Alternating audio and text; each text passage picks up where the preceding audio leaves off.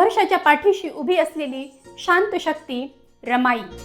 भीमराव आणि रमाबाईचं लग्न ठरलं। घरात हलकीशी आनंदाची चाहूल लागली, पण आनंदाच्या दारातच एक वादळ उभं राहिलं। भीमरावांसाठी रामजी सुभेदारांनी याआधी 2 मुली पाहिल्या होत्या, त्या त्यांना आवडल्याही होत्या, पण नंतर त्यांनी त्या मुलींना नकार दिला। पण जेव्हा हे त्या मुलींच्या आईवडिलांना समजले की रामजी सुभेदारांनी भीमरावांचे लग्न ठरवले, तेव्हा त्यांना खूप राग आला आणि त्यांनी जात पंचायत बसवली। त्या मुलीच्या आईवडिलांनी रामजी सुभेदारांना प्रश्न केला की आमच्या मुलीमध्ये काय कमी होतं, तुम्ही त्यांना पसंत करून नकार का दिला, आता त्यांच्याशी लग्न कोण करणार?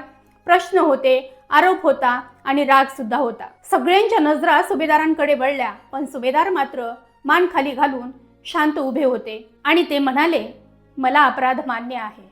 पण सुभेदारांनी बोललेलं पुढचं वाक्य हे इतिहासामध्ये कोरलं गेलं। ते म्हणाले की तुमच्या मुलींमध्ये काहीही कमी नाही, तुमच्या मुली ह्या मला सुद्धा माझ्या मुलीसारख्याच आहेत, पण वलंगकरांची रमा अनाथ आहे, दुःखांनी गांजलेली आहे। खात्यापित्या घरात एखादं गांजलेलं लेकरू आलं तर ते दुवा देतं आणि ही समाजसेवा ठरते। रमाला तिच्या दुःखाने आयुष्य कसं जगायचं हे शिकवलं होतं। ती त्यागी होती, ती करुण होती आणि त्या दिवशी निवड ही सौंदर्याची नव्हती, निवड ही समाजाची नव्हती, तर निवड ही मानवतेची होती। जिच्या डोळ्यात दुःख होतं पण मनामध्ये प्रचंड ताकद होती। 7 फेब्रुवारी रमाईची जयंती। ती फक्त बाबासाहेबांची पत्नी नव्हती, तर ती संघर्षाची शांत सावली होती आणि सावली नेहमी प्रकाशापेक्षा मोठी नसते, तर सावली ही नेहमी सोबत असते। जय भीम।